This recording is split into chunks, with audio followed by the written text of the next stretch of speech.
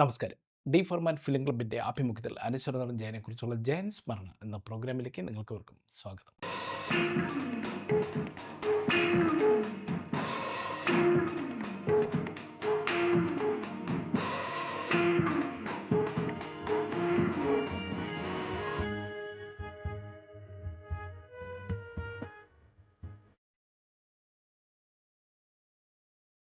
ഇന്ന് ജയൻ സ്മരണയിൽ ജയൻ്റെ 85ാം ജന്മദിനത്തോട് അനുബന്ധിച്ച് തൃശ്ശൂർ ജയദീപം ജയൻ ഫാൻസ് ഇൻ്റർനാഷണൽ ഗ്രൂപ്പിൻ്റെ ആഭിമുഖ്യത്തിൽ കേരള സാഹിത്യ അക്കാദമി ഹാളിൽ വെച്ചാണെന്ന ജന്മദിന ആഘോഷത്തിൽ മലയാള സിനിമയുടെ ചരിത്രം പറയുമ്പോൾ തീർച്ചയായും നമുക്ക് ഒഴിവാക്കാൻ സാധിക്കാത്ത ഒരു വ്യക്തിത്വത്തിന് ഉടമയാണ് ശ്രീ പി ചന്ദ്രകുമാർ സാർ.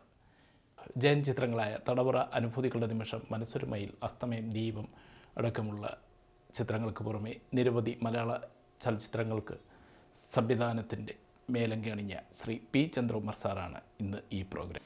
വേദിയിലും സദസ്സിലും ഇരിക്കുന്ന ജയനെയാണ് എനിക്ക് കാണാൻ കഴിയുന്നത്. ഇവിടെ എല്ലാവരുടെ മുഖത്തും ജയനുണ്ട്, ജയൻ്റെ ഭാവങ്ങളുണ്ട്. സത്യമായും പറഞ്ഞാൽ ഞാൻ വന്നപ്പോൾ ജയേട്ടൻ്റെ പല ചേഷ്ടകളും ഞാൻ ഇവിടെ കണ്ടു. പലരിലും ജയനെ കാണാത്തവർ പോലും ജയനെ അനുകരിച്ച് തുടങ്ങിയിരിക്കണം. ലോകത്ത് മറ്റൊരു നടനും കിട്ടാത്ത ഭാഗ്യമാണ്. ഇന്നത്തെ തലമുറ ജയനെ നേരിട്ട് കണ്ടിട്ടില്ല, പക്ഷെ ഇന്നത്തെ തലമുറയും ജയനെ ആരാധിക്കുന്നു. മൈക്കിൾ ജാക്സനെ ആരാധിച്ചവർ മുഴുവൻ മൈക്കിൾ ജാക്സൻ്റെ സിനിമകളും വീഡിയോസും ഒക്കെ കണ്ട് ആരാധിച്ചവരാണ്. ഇത് ജയൻ്റെ കാലഘട്ടം കഴിഞ്ഞ ശേഷമാണ് പലരും ജയനെക്കുറിച്ച് മനസ്സിലാക്കിയത് തന്നെ. മറ്റൊരു നടനും ലോകത്ത് എവിടെയും ഇങ്ങനെ ഉണ്ടായിട്ടില്ല. ആ ഭാഗ്യം കിട്ടിയത് ജയേട്ടന് മാത്രമാണ്.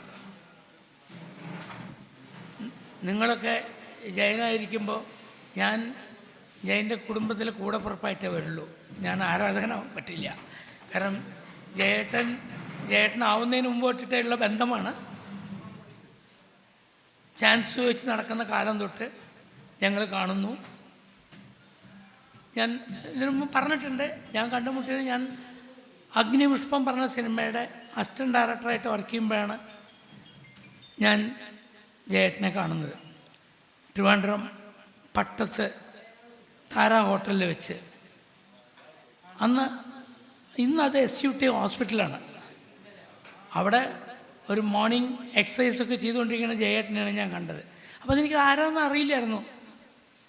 പക്ഷേ അത് കഴിഞ്ഞ് ഞാൻ ഡയറക്ടർ, എൻ്റെ അന്നത്തെ സംവിധായകൻ JC ആയിരുന്നു, ഞാൻ കൂടെ അസോസിയേറ്റായി വർക്ക് ചെയ്യായിരുന്നു. അവിടെ കയറി ചെന്നപ്പോൾ ആ റൂമിൽ കയറി വന്നപ്പോഴാണ് എന്നെ പരിചയപ്പെടുത്തുന്നത്. പക്ഷെ ആ പരിചയം വെറും ഒരു പരിചയമല്ലായിരുന്നു. അത് ഞങ്ങൾ തമ്മിലുള്ള ബന്ധം അദ്ദേഹം നമുക്ക് നഷ്ടപ്പെടുന്ന ദിവസം രാവിലെ വരെ ഉണ്ടായിരുന്നു.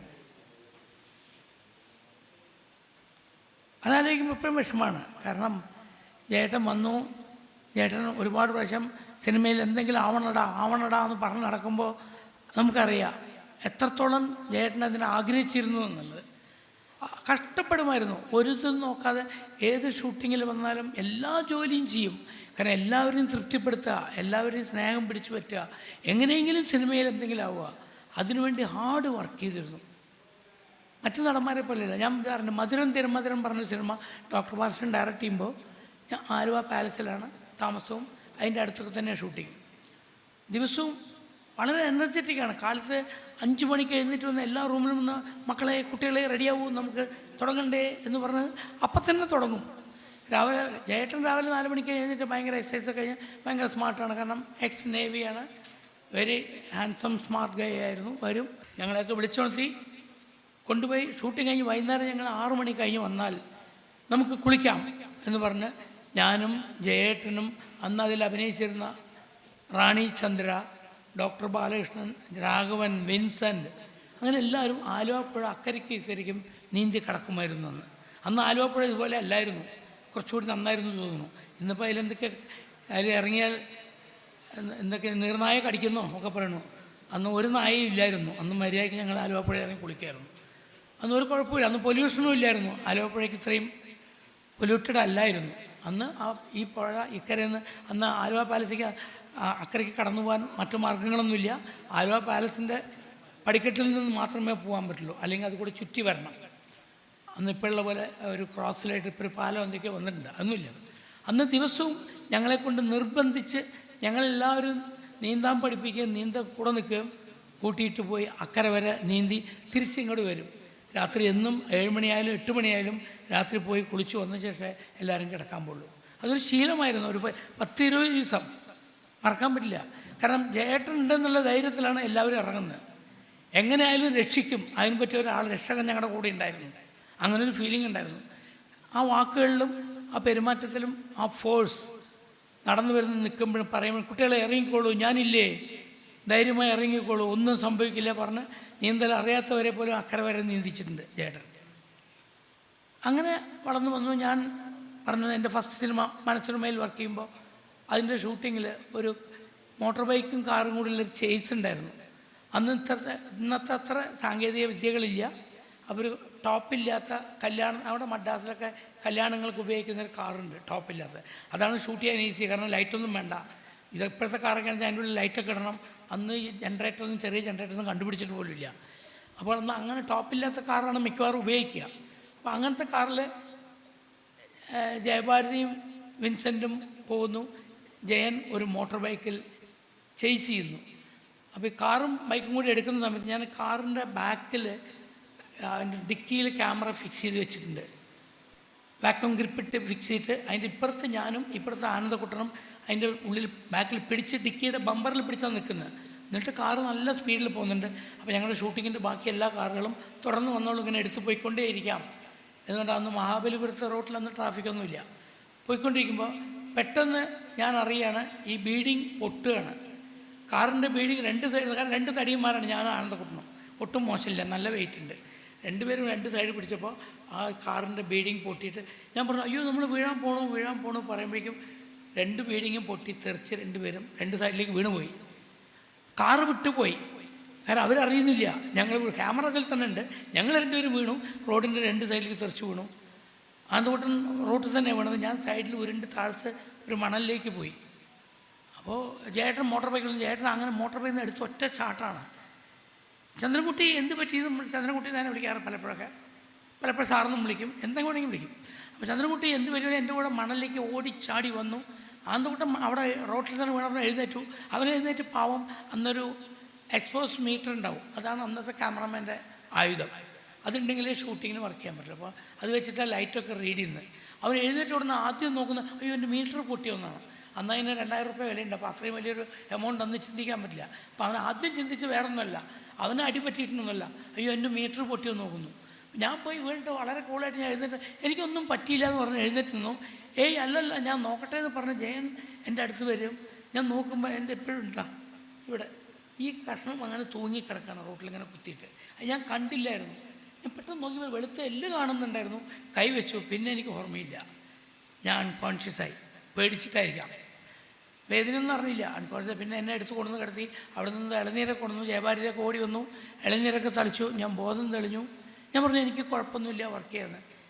ഞാൻ പറഞ്ഞു ഞാൻ വർക്ക് ചെയ്യില്ല, ആദ്യം ഏതെങ്കിലും ഹോസ്പിറ്റലിൽ കാണിച്ചാൽ മാത്രമേ വർക്ക് ചെയ്യുള്ളൂ, ഡോക്ടേഴ്സ് പറയട്ടെ എന്നിട്ട് ചെയ്യാം.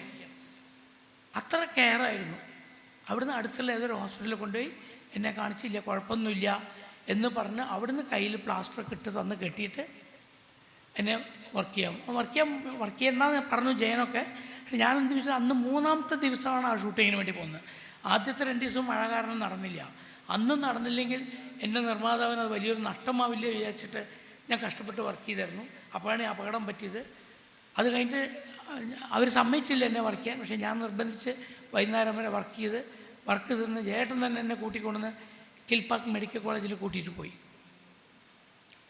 കൂട്ടിക്കൊണ്ടുപോയി എന്നെ കാണിച്ച് കംപ്ലീറ്റ് സ്കാൻ ചെയ്തു. ആനന്ദക്കുട്ടനെയും കാണിച്ചു. 2 പേർക്കും ഒന്നും കുഴപ്പമില്ല എന്ന് പറഞ്ഞ ശേഷം പറഞ്ഞു നാളെ തൊട്ട് ഷൂട്ടിങ് വേണ്ട, 2 ദിവസം റെസ്റ്റ് ചെയ്തിട്ട് മതി പറഞ്ഞ് അദ്ദേഹം വേറെ ഏതോ ഷൂട്ടിങ്ങിന് പോകേണ്ടത് ക്യാൻസൽ ചെയ്തിട്ട് എനിക്ക് വേണ്ടി 3 ദിവസം വെയിറ്റ് ചെയ്തു. അന്ന് തൊട്ടിട്ട് അത്ര ബന്ധങ്ങളുണ്ടായിരുന്നു. ഓരോ ദിവസവും ഇനി എന്ത്, നാളെ എന്ത് എന്ന് ഞങ്ങൾ 2 പേരും പാംഗ്രോ ഹോട്ടലിൽ, അദ്ദേഹം പാംഗ്രോ ഹോട്ടലിലാണ് താമസിച്ചിരുന്നത്. എനിക്കവിടെ ഒരു ഫ്ലാറ്റ് ഉണ്ടായിരുന്നു. ഇടയ്ക്കിടയ്ക്ക് ഫ്ലാറ്റിൽ വരും. എപ്പോൾ നാട്ടിൽ പോയിട്ട് വന്നാലും കുറച്ച് ചിപ്സും 2 തേങ്ങയൊക്കെ ചക്കയൊക്കെ വാങ്ങിയിട്ട് വരും. ചോദിച്ചാൽ പറയും ചെന്നൈയിൽ ഇതൊന്നും കിട്ടില്ലല്ലോ, അതിരിക്കട്ടെ. എപ്പോഴും ചക്കയൊക്കെ കൊണ്ടുവന്ന് തരും. ഞാൻ പറയും ഇതൊന്നും കഷ്ടപ്പെട്ട് കൊണ്ടുവരണ്ട, പറഞ്ഞാൽ കേൾക്കില്ല. ചേട്ടൻ അങ്ങനെയായിരുന്നു, സ്നേഹിച്ച് കൊല്ലും. എന്നെ മാത്രമല്ല കേട്ടോ, മണിയടിക്കുകയല്ല, എല്ലാവരോടും അദ്ദേഹം കണ്ടുമുട്ടിയവരെയൊക്കെ ഭയങ്കര സ്നേഹമാണ്. അവരെ ആ പെരുമാറ്റത്തിൽ തന്നെ അറിയാം. നമ്മളെ കണ്ടാൽ വെറുതെ ഹലോ എന്ന് പറയില്ല, ഹായ് പറഞ്ഞ് ആ ഫീലിങ്ങോടുകൂടെ കെട്ടിപ്പിടിക്കുന്നത്. അതിലറിയാം, ആ പിടുത്തത്തിലറിയാം അദ്ദേഹത്തിന് എത്ര സ്നേഹമുണ്ട് നമ്മളോടൊന്ന്. അങ്ങനെ എല്ലാവരോടും സംസാരിക്കുള്ളൂ. അത്ര ഒരാൾ പോലും ജയനെ ശത്രുവായി കണ്ടിട്ടില്ല. ജയൻ ഒരാളോട് പോലും ദേഷ്യപ്പെടുന്നത് ഞാൻ കണ്ടിട്ടില്ല. ഞാനങ്ങനെ മലയാള സിനിമയെ കണ്ടിട്ടില്ല 2 പേര്, ഒന്ന് പ്രേംനസീറും ഒന്ന് ജയനുമാണ്. പ്രേംനസീർ ഒരിക്കലും ദേഷ്യപ്പെടുന്നത് കണ്ടിട്ടില്ല. വളരെ റെയറായിട്ടൊരു സംഭവം മാത്രമേ, അതും ദേഷ്യപ്പെടുന്നത് കണ്ടില്ല. ഒരു കാറിൽ നിന്ന് ഇറങ്ങിപ്പോയിട്ട് ഒരാളെ ഒറ്റ അടി അടിച്ച് തിരിച്ചു വന്ന് കാറിൽ കയറുന്നത് കണ്ടിട്ടുണ്ട് പ്രേംനസീർ, ചിരിച്ചുകൊണ്ട്. എന്താ ചോദിച്ചപ്പോൾ ഒന്നും പറഞ്ഞില്ല. ഞാനും പ്രേംനസീറും, അന്ന് എൻ്റെ അസിസ്റ്റൻ്റാണ് സത്യനന്ദിക്കാടും ജഗതി ശ്രീകുമാറും സീമയും കൂടി പൊന്മുടിയിലേക്ക് ഷൂട്ടിങ്ങിന് വേണ്ടി ട്രിവാൻഡ്രത്ത് നിന്ന് പോകുമ്പോൾ ഒരു സിഗ്നൽ എത്താറാകുമ്പോൾ അടുത്തു കൂടെ സൈക്കിളിൽ പോയ ഒരുത്തൻ, സീമ അന്നെന്താ അവളുടെ രാവുകളൊക്കെ അഭിനയിച്ച സമയമാണെന്ന് തോന്നുന്നു, അവളെക്കുറിച്ച് എന്തോ അശ്ലീലമായിട്ട് എന്തോ പറഞ്ഞു. ഞാൻ കേട്ടില്ല, ബട്ട് അത് പ്രേംനസീർ കേട്ടിരുന്നു. മുന്നിലിരിക്കുന്നത് ഞാനും പ്രേംനസീറും, ഇവർ 3 പേര് പിന്നിലുമാണ്. പെട്ടെന്ന് പ്രേംനസീർ സിഗ്നൽ എത്തിയപ്പോൾ സൈക്കിൾ നിൽക്കുന്നുണ്ട്, ഞാനും നിൽക്കുന്നുണ്ട്. അപ്പോൾ വണ്ടി നിൽക്കുന്നുണ്ട്. അപ്പോൾ പെട്ടെന്ന് പ്രേംനസീർ വണ്ടി തുറന്നു. ഞാൻ ചോദിച്ചാൽ എന്താ സാധിച്ചു, ഇപ്പോൾ വരാതെ പറഞ്ഞിട്ട് ഓടിപ്പോയിട്ട് അവനെ ഒറ്റടി തിരിച്ചു വന്ന് കാറ് കയറി. അവനും മനസ്സിലായില്ല എന്തിനാണ് അടിച്ചതെന്ന്. അവൻ നോക്കുമ്പോൾ പ്രേംനസീറാണ് അടിക്കുന്നത്. അവനത് ഭാഗ്യമായി കരുതിയിരിക്കും. അങ്ങനെ ഒരു പ്രേംനസീറിൻ്റെ അടി കാണാൻ ഭാഗ്യമുണ്ടായിട്ടുണ്ട്. ആദ്യമായിട്ട് അവസാനമായിട്ട് പ്രേംനസീർ അങ്ങനെ വരാറില്ല. അപ്പം ദേഷ്യപ്പെടാത്ത 2 പേരെ ഇൻട്രസ്റ്റ് ഇല്ല. ആ അടിച്ചിട്ട് വന്നപ്പോഴും പ്രേംനസീറിൻ്റെ മുഖത്ത് ദേഷ്യമില്ലായിരുന്നു. ചിരിച്ചുകൊണ്ട് വന്ന് അല്ല അവന് അതിൻ്റെ ഒരു കുറവുണ്ടായിരുന്നു എന്ന് മാത്രമേ പറഞ്ഞുള്ളൂ. അതുപോലെയാണ് ജയേട്ടൻ ആരെന്നതും ചന്ദ്രൻകുട്ടി പോട്ടെ, വിവരമില്ല, അത് കണ്ടതായിരുന്നു, അടിക്കേണ്ട, ഇങ്ങനെ പറയും. ഞാനൊക്കെ പലപ്പോഴും ദേഷ്യപ്പെടും. ഞാനൊക്കെ വളരെ ഷോർട്ട് ടെമ്പേർഡാണ്. അപ്പോൾ എൻ്റെ കൈ പിടിച്ചിങ്ങനെ അമർത്തും, പ്ലീസ് മറക്കൂ പോട്ടെ അത് നമുക്ക് പിന്നീടാവാന്നുണ്ട്. അങ്ങനെയൊന്നും നമ്മൾ ഒരു കെയർ ചെയ്യുന്ന ഒരാളെ കാണാൻ പറ്റില്ല. അങ്ങനെ ഒരു ജയേട്ടൻ്റെ കൂടെ വർക്ക് ചെയ്യാൻ പറ്റി. അങ്ങനെ മനസ്സൊരുമയിൽ അനുഭൂതികളുടെ നിമിഷം, അസ്തമയത്തിലുള്ള റോളൊന്നും ഇല്ലായിരുന്നു. എനിക്ക് ഈ സിനിമയിൽ റോള് വേണം, ചന്ദ്രൻകുട്ടി ചെയ്യുന്ന ആദ്യത്തെ കളർ ഫിലിമിൽ ഞാനില്ലാതെ എങ്ങനെയാണ് എന്ന് പറഞ്ഞിട്ട് അസ്തമയത്തിൽ റോള് ചോദിച്ച് മധുസാർ അതിനുവേണ്ടി എഴുതിയുണ്ടാക്കി ജയന് വേണ്ടി റോള്. 3 സീനോ 4 സീനോ ഉള്ളൂ, ഒരു ഫൈറ്റും 3 സീനും ചെയ്തിട്ട് പോയി. അപ്പോൾ അതിന് പൈസ കൊടുത്തപ്പോൾ ഇത് ഞാൻ പൈസയ്ക്ക് അഭിനയിക്കാൻ വന്നതല്ല, സോറി, നമ്മളുടെ ബന്ധം നഷ്ടപ്പെടും പറഞ്ഞിട്ട് ഇറങ്ങിപ്പോയി. അങ്ങനെ പ്രത്യേകതരം കഥാപാത്രമാണ്. അത് കഴിഞ്ഞിട്ട് ഞാൻ കാണുമ്പോൾ ജേട്ടൻ വരുന്നു, ദീപം ചെയ്തു, തടവറ ചെയ്തു. അപ്പോൾ തടവറ ചെയ്യുമ്പോൾ എനിക്കറിയാം, ഞാൻ തടവറ ചെയ്യുന്നതിന് മുമ്പ് ആ പ്രൊഡ്യൂസർ കാവൽ മാടം പറഞ്ഞിട്ടൊരു സിനിമ എന്നെ ചെയ്തു. പടം നന്നായിരുന്നു, പടം ഓടിയെങ്കിലും പ്രൊഡ്യൂസർക്ക് അതുകൊണ്ട് മെച്ചമുണ്ട്. ഇവിടെ അഗസ്റ്റിൻ പ്രകാശ് പറഞ്ഞിട്ട് ഇവിടെ തന്നെ തൃശ്ശൂരിലുള്ള ഒരാളായിരുന്നു. അദ്ദേഹം അതിന് മുമ്പ് എടുത്തത് പടങ്ങളൊക്കെ കുറച്ച് കടങ്ങളുണ്ടായിരുന്നു ഡിസ്ട്രിബ്യൂട്ടർക്ക്. അപ്പോൾ ഈ കാവൽമാടം കൂടി ചെയ്തപ്പോൾ ആ കടങ്ങൾ തീരേ ഉള്ളൂ. ഇനി ആ പ്രൊഡ്യൂസർക്ക് നിലനിൽക്കാൻ നിവർത്തിയില്ല, എൻ്റെ കയ്യിൽ 10 പൈസയില്ല പറഞ്ഞിട്ട് വന്നു. അപ്പോൾ എന്താ ചെയ്യേണ്ടി വെച്ച് എൻ്റെ റൂമിൽ നിന്ന് പൊട്ടിക്കറിഞ്ഞു എറണാകുളത്ത്. അന്ന് ഞാൻ ദീപം ഷൂട്ടിങ് നടക്കുകയാണ്. അപ്പോൾ ഞാനിങ്ങനെ ഒരു സെക്കൻഡ് ആലോചിച്ചു, ജയേട്ടന് നല്ല മാർക്കറ്റുണ്ട്, നമ്മൾ പറഞ്ഞാൽ ജയേട്ടൻ സമ്മതിക്കുന്നത് എനിക്കറിയാം. ഞാൻ പറഞ്ഞു, നിങ്ങളൊരു കാര്യം ചെയ്യൂ, ഞാൻ കുറച്ച് കാശ് തരാം, നിങ്ങൾ വീട്ടിൽ ജയന് കൊണ്ടിട്ട് ഒരു അഡ്വാൻസ് കൊടുക്കൂ, ഒരു 25,000 കൊടുക്കൂ. ഞാൻ എൻ്റെ പ്രൊഡ്യൂസർ കൊണ്ട് ഒരു 50,000 രൂപ വാങ്ങിച്ചു. സീമയുണ്ട് ഇവിടെ, അവൾക്കും കൊണ്ടിട്ട് 10,000 രൂപ കൊടുക്കൂ, ബാക്കി 15,000 രൂപ നിങ്ങളുടെ കയ്യിൽ ചിലവിന് വെച്ചോളൂ എന്ന് പറഞ്ഞ് കൊടുത്തു. അങ്ങനെ കാശും കൊണ്ടുപോയി അവിടെ പോയി ജയനെ കണ്ടു. ഞാൻ പറഞ്ഞു പറയണ്ട, നിങ്ങൾ ചെയ്താൽ മതി പറഞ്ഞു. അങ്ങനെ കൊണ്ടേ കൊടുത്തപ്പോൾ ഏതാ സിനിമ ചോദിച്ചു. അപ്പോൾ ഞാൻ അടുത്ത സിനിമ ജയേട്ടനെ വെച്ച് ചെയ്യാനാണ് ഉദ്ദേശിക്കുന്നത്, ചന്ദുമാസ തന്നെ ഡയറക്ടർ പറഞ്ഞു. അപ്പോൾ പുള്ളി ഒരു സെക്കൻഡ് നോക്കിയിട്ട് പറഞ്ഞു, ആ കാശ് ഞാൻ പിന്നെ വാങ്ങിച്ചോളാം, ഡേറ്റ് ഞാൻ തന്നേക്കാം എന്ന് പറഞ്ഞിട്ട് തിരിച്ചയച്ചു കാശ് വാങ്ങിക്കാതെ.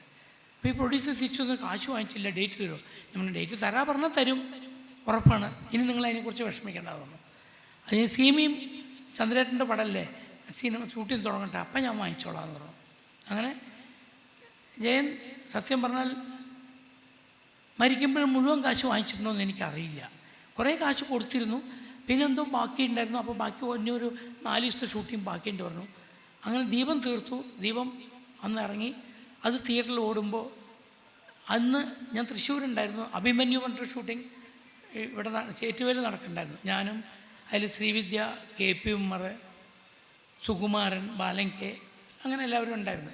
അപ്പോൾ അത് ആ ചേറ്റുവേലത്തെ ഷൂട്ടിങ് കഴിഞ്ഞ് തൃശ്ശൂരിൽ ഷൂട്ടിങ്ങിനും ഞങ്ങൾ ഷിഫ്റ്റ് ചെയ്തു. എലൈറ്റിലായിരുന്നു താമസം.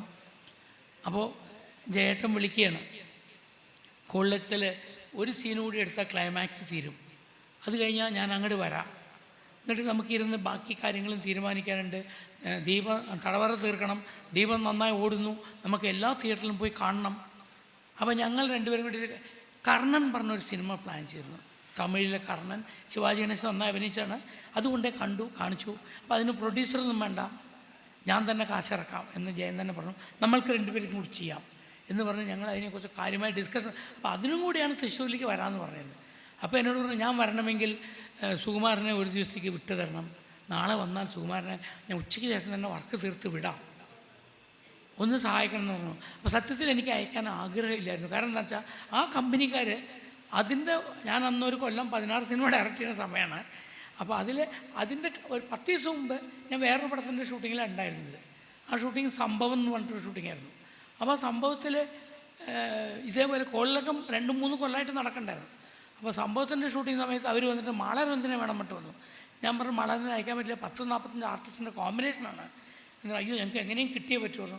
മാളരവിന്ദൻ എൻ്റെ അടുത്ത് വന്ന് പറഞ്ഞു, എന്നെ ഒന്ന് അയക്കണം, ഞാൻ പോട്ടെ. ഞാൻ പറഞ്ഞു, സോറി പറ്റില്ല, ഇവിടുത്തെ വർക്ക് തരില്ല, 2 ദിവസം കഴിഞ്ഞിട്ട് അയക്കാമെന്ന്. അപ്പോൾ അങ്ങനെ പറഞ്ഞിട്ടുള്ള മാളരവിന്ദൻ തമാശക്കാരനാണെങ്കിലും ജീവിതത്തിൽ ചിലപ്പോൾ മണ്ടത്തരം തമാശയായിട്ട് കാണിക്കും. അപ്പോൾ അങ്ങനെ കാണിച്ചു. എന്ത് ചെയ്തു പറഞ്ഞാൽ, ഞാൻ പോയി മൂത്രം ഒഴിച്ചിട്ട് വരച്ച ചോദിച്ചു. ആ പോയിക്കോളാൻ പറഞ്ഞു. മൂത്രം ഒഴിക്കാൻ പോയ ആൾ പിന്നെ തിരിച്ചു വന്നില്ല. അപ്പോൾ പുള്ളിയുടെ ജീവിതത്തിൽ ഒരു തമാശയായിട്ട് ഞാൻ കണ്ടു. ഉച്ചയ്ക്ക് ഷൂട്ടിങ് തുടങ്ങി വീണ്ടും മാളരവിന്ദനെ കാണാൻ പോയപ്പോൾ ബാത്റൂമിലൊക്കെ തിരഞ്ഞു, ബാത്റൂമൊന്നും മാളരവിന്ദനില്ല. പിന്നെ എവിടെ പോയി എന്നറിയില്ല. അങ്ങനെ നോക്കുമ്പോൾ വൈകുന്നേരം വരെ ഇല്ല. ഞാൻ ദേഷ്യം വന്നു. ബാക്കിയുള്ളവരെയൊക്കെ വർക്ക് എടുത്തു, മാളരവിന്ദനെ വർക്ക് എടുക്കാൻ പറ്റില്ല. തിരിച്ച് റൂമിലേക്ക് എത്തുമ്പോൾ ഹോട്ടലിൽ ഒരു കത്ത് എഴുതി വെച്ചിട്ട് പോയിരിക്കണം. കത്ത് ഇങ്ങനെയാണ്, സത്യത്തിൽ കളിയാക്കല്ല, പക്ഷേ എന്നാലും തമാശ ആയതുകൊണ്ട് പറയുന്നു എന്ന് മാത്രം, പറയാൻ പാടില്ല. ഞാൻ പക്ഷേ എല്ലാം തുറന്ന് പറയുന്ന ഒരു കഥാപാത്രം കൂടിയാണ്, അതാണ് ഒരു കുഴപ്പം. അപ്പോൾ എന്തായിരുന്നു കഥ? അവിടെ പോകുമ്പോൾ ഞാനാണ് മാളരവിന്ദനെ സിനിമയിൽ കൊണ്ടുവരാൻ വേണ്ടി ഒരുപാട് കഷ്ടപ്പെട്ടത്. കാരണം പലപ്പോഴും മറ്റ് വലിയ ഹാസ്യ നടന്മാർ മാളരവിന്ദൻ വരുന്ന അവർക്കൊരു പേടി തന്നെ ആയിട്ടുള്ള സന്ദർഭങ്ങളുണ്ടായിട്ടുണ്ട്. ഞാൻ അവരുടെ പേര് പറയാത്ത മീഡിയയിൽ നിന്നും ആരും പറഞ്ഞ് വേദനിപ്പിക്കാൻ ആഗ്രഹമില്ലാത്തതുകൊണ്ടാണ്. അവർ ചോദിച്ചിട്ടുണ്ട്, എന്താ ഞങ്ങളെയൊക്കെ ഔട്ടാക്കാനാണോ എന്നോട് പലപ്പോഴും ചോദിച്ചിട്ടുണ്ട് വലിയ വലിയ ഹാസ്യ നടന്മാർ. അപ്പം ഞാൻ പറഞ്ഞു, നമ്മൾക്ക് സ്വയം വിശ്വാസം ഉണ്ടെങ്കിൽ, നമ്മുടെ വർക്കിൽ വിശ്വാസം ഉണ്ടെങ്കിൽ നമ്മൾ എന്തിനാണ് മറ്റുള്ളവർ വരുന്നത് പേടിക്കുന്നത്? അവർ വന്നോട്ടെ, അവർക്കും ഇവിടെ എവിടെയെങ്കിലും ഒരു സ്ഥാനം ഉണ്ടാവും, അത്രയല്ലേ ഉള്ളൂ എന്ന് പറഞ്ഞിട്ടുണ്ട്. എങ്കിലും അതിൻ്റെ പേരിൽ എന്നോട് ആ വലിയ വലിയ പ്രഗത്ഭരായിട്ടുള്ള ഹാസ്യ നടന്മാരൊക്കെ എന്നോട് ഭയങ്കര ദേഷ്യവും എന്നോട് പലപ്പോഴും അത് പ്രകടിപ്പിക്കുകയും ചെയ്തിട്ടുണ്ട്. എന്നാലും ഞാൻ മാളരവിന്ദനെ കൊണ്ടുവരാൻ, മാളരവിന്ദന് വേണ്ടിയിട്ടും കുതിരേട്ടൻ പപ്പുവിന് വേണ്ടിയിട്ടും പട്ടം സദന് വേണ്ടിയിട്ടും KPSCയുടെ അടുത്തേക്ക് വേണ്ടിയിട്ടും അന്ന് ഒരുപാട് ഞങ്ങൾ കഷ്ടപ്പെട്ടിട്ടുണ്ട്. ഇവരെങ്ങനെയും കുത്തിപ്പിടിച്ച് കൊണ്ടുവരാൻ. അന്ന് ഇവർക്കൊന്നും ചാൻസ് ഇല്ല. അന്ന് സുകുമാരിയും മീനയും കബീർ പൊന്നമ്മയും അടൂർബാസിയും ബഹദൂറും ഒക്കെ തന്നെ ഉള്ളൂ സിനിമയിൽ. ബാക്കി ആർക്കും കടന്നു വരാൻ പറ്റില്ല അവിടെ. അതൊരു ഗ്രൂപ്പായിരുന്നു. അപ്പോൾ അങ്ങനെ ചെയ്ത സമയത്ത് ഈ മാളരവിന്ദൻ എന്ത് ചെയ്തു, കത്തെഴുതി വെച്ചിട്ട് പോയി. കത്തിലെ വാചകം ഇതാണ്. അപ്പോൾ ഞാൻ മാളരവിന്ദനെ ആദ്യം കൊണ്ടുവന്നത് RS പ്രഭുവിൻ്റെ പടത്തിലായിരുന്നു. അപ്പോൾ അനുഭൂതിയുള്ള നിമിഷം. അപ്പോൾ RS പ്രഭുവിൻ്റെ പടത്തിൽ അഭിനയിക്കുമ്പോൾ അതിൻ്റെ ഡിസ്ട്രിബ്യൂട്ടർ ഈ കോളിലക്കം സിനിമ ചെയ്ത ഹരിഹരൻ പറഞ്ഞൊരു ആളാണ്. നമ്മുടെ ഡയറക്ടർ ഹരിഹരനല്ല, മറ്റൊരു ഹരിഹരൻ. അപ്പോൾ ആ ഹരിഹരനും RS പ്രഭുവും ചേർന്നിട്ടാണ് ഈ കോളിലക്കം എടുക്കുന്നുണ്ടായിരുന്നത്. അപ്പോൾ മാളരവിന്ദൻ വളരെ അവരും എനിക്ക് വേണ്ടപ്പെട്ടവരാണ്. മാള എനിക്ക് വരാനുണ്ടെന്ന് എന്നെ അവർക്കും വേണ്ടതാണ്. അതുകൊണ്ട് ഇവർ തമ്മിൽ പിണങ്ങില്ല എന്നുള്ള വിശ്വാസത്തിൽ മാളരവിന്ദൻ കത്ത് എഴുതി വെച്ചെങ്ങനെയാണ്, ചന്ദ്രൻ സാർ എനിക്ക് എൻ്റെ അമ്മയെ പോലെയും RS പ്രഭുവും ഹരിഹരനും എനിക്ക് എൻ്റെ അച്ഛനെ പോലെയുമാണ്. എനിക്ക് എൻ്റെ അമ്മയോടല്ലേ തെറ്റ് ചെയ്യാൻ പറ്റുള്ളൂ. അതുകൊണ്ട് സോറി, ഞാൻ പോണു, നാളെ വരാമെന്ന്. എനിക്കിത് വായിച്ചപ്പോൾ ദേഷ്യവും സങ്കടമൊക്കെ വന്നു. സത്യത്തിൽ ഞാനൊരു മറുപടി അയച്ചു ഇംഗ്ലീഷ്. അന്ന് ടെലഗ്രാമുകളിൽ അന്ന് STD ഒന്നുമില്ല, അല്ലെങ്കിൽ ഫോണിൽ വിളിച്ച് പറയുമായിരുന്നു. അന്ന് ടെലഗ്രാം മാത്രമേ ഉള്ളൂ. അന്ന് ടെലഗ്രാം കിട്ടണമെങ്കിൽ എക്സ്പ്രസ് ടെലഗ്രാം കൊടുക്കണം, എന്നാലേ വേഗം കിട്ടുള്ളൂ. മറ്റേതൊക്കെ ചിലപ്പോൾ 2 ദിവസമൊക്കെ കഴിഞ്ഞിട്ട് കിട്ടിയെന്ന് വരുള്ളൂ. അപ്പോൾ കൊടുത്തു. ഇങ്ങനെ കൊടുത്ത വാക്ക് പറയാൻ കൊള്ളാത്തതാണ്, എന്നാലും കൊടുത്തതാണ് ബാസ്റ്റഡ് ഡോണ്ട് സ്റ്റാർട്ട് എന്ന് വെച്ചാൽ അതിൻ്റെ അർത്ഥം 2 അച്ഛൻ എന്നാണ് പുള്ളി എഴുതിയിരിക്കുന്നത്. ഒരമ്മയും 2 അച്ഛനും. അതുകൊണ്ടാണ് ഞാൻ അങ്ങനെ എഴുതിയത് ടെലഗ്രാം ഡോണ്ട് സ്റ്റാർട്ട് പറഞ്ഞു കൊടുത്തു. ടെലഗ്രാം കിട്ടി. പിറ്റേ ദിവസം ഉച്ചയ്ക്ക് തന്നെ എത്തിയപ്പോഴേക്കും ഞാൻ എൻ്റെ മനസ്സ് ദേഷ്യം വന്നു. മാളരവിന്ദൻ്റെ ക്യാരക്ടർ അവസാനിപ്പിച്ചു. ആൾക്കൊരു മകനെ ഉണ്ടാക്കി, കുഞ്ചൻ മകനായിട്ട് അഭിനയിക്കുന്നു. അച്ഛൻ മരിച്ച ഫോട്ടോ വെച്ചു. ഇന്ന് നമ്മൾ TV സീരിയലൊക്കെ ചെയ്യുന്ന പോലെ അന്നേ ഞാൻ ചെയ്തു ആ പണി. അങ്ങനെ അഭിനയിച്ചുകൊണ്ടിരിക്കുമ്പോൾ മാളരവിന്ദൻ തിരിച്ചെത്തി. അപ്പോൾ KP ചോദിച്ചു, മാളെ നിൻ്റെ അമ്മ ഇവിടെയുണ്ട് എവിടെയാടാ എൻ്റെ രണ്ട് അച്ഛന്മാർ? അപ്പോൾ മാളൊന്നും ഞെട്ടി. ആദ്യം എന്താ പിടികിട്ടിയില്ല. അപ്പോൾ കുറച്ച് അപ്പുറത്ത് ശങ്കരാടിയും ചോദിക്കണോ, മാളെ നിൻ്റെ അമ്മയെ ഞാൻ കണ്ടു, നിൻ്റെ അച്ഛനെവിടെയാടാ? ഒരച്ഛൻ മദ്രാസിലുണ്ട്, ഇനിയൊരു അച്ഛനോട്. അപ്പോൾ എല്ലാവരും ചോദിച്ചപ്പോൾ മാളതിനെ പിടിച്ചില്ല. പറഞ്ഞു, നീ ഇങ്ങനെ ഒരു കത്തെഴുതി വെച്ചു അല്ലേ? ആ അങ്ങനെ എഴുതി. അതിൻ്റെ അർത്ഥം നിനക്കറിയാടാ? ഒരമ്മയും രണ്ട് അച്ഛനൊന്നുമല്ലടാ ഈ കത്തിൻ്റെ അർത്ഥം. അപ്പോഴാണ് പാവം അയാൾ എഴുതിയ അയാൾ സ്നേഹം കൊണ്ട് എഴുതിപ്പോയ വാക്കുകളാണ്. അതിലിങ്ങനെ ഒരു അർത്ഥം ഉണ്ടെന്ന് അദ്ദേഹം പോലും ചിന്തിച്ചില്ല. അത് ഇൻഡസ്ട്രി മുഴുവൻ കളിയാക്കി. ജയനൊക്കെ എന്നെ വിളിച്ച് പറയുന്നു, ചന്ദ്രൻ സാർ പാവം പോട്ടെ, ക്ഷമിക്കൂ എന്ന് പറഞ്ഞു. അപ്പോൾ ആ ഒരു ദേഷ്യമുള്ളതുകൊണ്ട് ഞാൻ സുകുമാരനെ അയക്കാൻ പറ്റില്ല എന്ന് പറഞ്ഞു ഗോൾഡക്കൻ ഷൂട്ടിങ്ങിന്. അപ്പോൾ അവർക്കറിയാം ഞാൻ അയക്കില്ല എന്ന്. അതുകൊണ്ടാണ് ഞാനും ജയനുമായിട്ടുള്ള അടുപ്പം യൂസ് ചെയ്തുകൊണ്ട് ജയനെ കൊണ്ട് പറയിച്ചു എങ്ങനെയെങ്കിലും അയക്കണമെന്ന്. അങ്ങനെ ജയൻ എന്നെ വിളിച്ച് പറഞ്ഞു, ചന്ദ്രൻ സാർ ഞാൻ നാളെ വൈകുന്നേരത്തിനുള്ള ഷൂട്ടിങ് കഴിഞ്ഞ് തിരിച്ചയക്കും, സാറിൻ്റെ ഷൂട്ടിംഗ് മുടങ്ങില്ല, ഞാനും മറ്റന്നാൾ വരുന്നുണ്ട്, വന്നാൽ നമുക്ക് ബാക്കി തടവറയുടെ ഷൂട്ടിങ്ങിനെ കുറിച്ച് സംസാരിക്കണം, ബാക്കി നമുക്ക് കർണൻ തുടങ്ങണം എന്ന് പറഞ്ഞു. ശരി പറഞ്ഞു, ഞാൻ സമ്മതിച്ചു. ജയൻ പറയുമ്പോൾ പിന്നെ എനിക്കൊന്നും പറയാനില്ല. അദ്ദേഹം വളരെ സ്ട്രൈറ്റായിട്ട് കാര്യങ്ങൾ പറയും, സത്യസന്ധമായി സംസാരിക്കുന്ന ആളാണ്, നുണയൊന്നും പറയില്ല ഒരിക്കലും. ഈ തരികിടയോ നുണയോ ഒരു അഡ്ജസ്റ്റ്മെൻ്റ് ഒന്നുമില്ല ഉള്ളത്. അദ്ദേഹം പട്ടാളച്ചിട്ടയിൽ വളർന്നിട്ട് നേവിയിൽ നിന്ന് വന്നതാണ്. ആ പട്ടാളച്ചിട്ട ജീവിതത്തിലും സിനിമയിലും ഒക്കെ ഉണ്ടായിരുന്നു. വളരെ കറക്റ്റായിട്ട് മുഖത്ത് നോക്കി കാര്യങ്ങൾ പറയുമായിരുന്നു. അങ്ങനെ ജയം പറഞ്ഞതിൻ്റെ പേരിൽ ഞാൻ അയച്ചു. പിറ്റേ ദിവസം രാവിലെ കൃത്യം ഞാൻ രാവിലെ അന്ന് ശ്രീവിദ്യയൊക്കെ ഉണ്ട്, അന്ന് ഷൂട്ടിങ്ങില്ല, ഷൂട്ടിങ്ങിന് പോകാൻ നിവൃത്തിയില്ല, കാരണം സുകുമാരനില്ല. അപ്പോൾ ജയൻ രാവിലെ വിളിച്ച് പറഞ്ഞു, ചന്ദ്രൻ സാർ വളരെ നന്ദിയുണ്ട്, എത്തിയിട്ടുണ്ട് ഇവിടെ സുകുമാരൻ, ഞങ്ങൾ ഷൂട്ടിങ്ങിന് പോവാണ്, ഞാൻ പോയ ഉടനെ തീർച്ചയായും ഞാൻ വാക്കാണ് തരുന്നത്, ഞാൻ വന്നിട്ട് വിളിക്കാം എന്ന് പറഞ്ഞു. അതാണ് ഞാൻ കേട്ട അവസാനത്തെ ജയൻ്റെ ശബ്ദം. പിന്നെ എന്നെ വിളിച്ചില്ല. പിന്നെ ഞാൻ വെറുതെ ഇരിക്കല്ലേ എന്ന് പറഞ്ഞിട്ട് അവിടെ അടുത്തുള്ള തിയേറ്ററിൽ ദീപം ഓടുന്നു, എന്നാൽ പോയി ദീപം കാണാൻ പറഞ്ഞിട്ട് ഞാൻ ദീപം കാണാൻ പോയപ്പോൾ അവിടെ കണ്ടുകൊണ്ടിരിക്കുമ്പോൾ പെട്ടെന്ന് എഴുതി കാണിക്കുന്നു ജയൻ നിര്യാതനായത്. ഞാനൊന്ന് ഞെട്ടി, തമാശയായിരിക്കുമോ, വേറെ വല്ല ജയനായിരിക്കുമോ എന്നൊക്കെ ധരിച്ചു. പിന്നെ സിനിമ കാണാനില്ല, പുറത്തേക്ക് ഇറങ്ങി വന്നു. പിന്നെ മദ്രാസിൽ വിളിക്കുമ്പോഴേ പറയണത്, അപ്പോഴും അവർ ഇല്ല, ICUലാണ്, ഹോസ്പിറ്റലിലാണ്. പക്ഷേ സ്പോട്ടിൽ തന്നെ ജയൻ മരിച്ചിരുന്നു. അദ്ദേഹം ഓവർ ഡെഡിക്കേറ്റഡ് സിൻസിയർ ആയതുകൊണ്ട് പറ്റിയതാണ്, വേറെ ആരുമല്ല. കാരണം ഇനിയും നന്നാക്കി ചെയ്യണം, ഇനിയും നന്നാവണം, ആ സിനിമ ഒരു വൻ വിജയമാവണം എന്നാൽ പിന്നെ കഷ്ടപ്പെട്ട് ഒരിക്കൽ ഓക്കെ ആക്കിയ ആ ഷോട്ട് വീണ്ടും രണ്ടാമത് എടുക്കാൻ വേണ്ടി പറഞ്ഞു, എടുത്തു.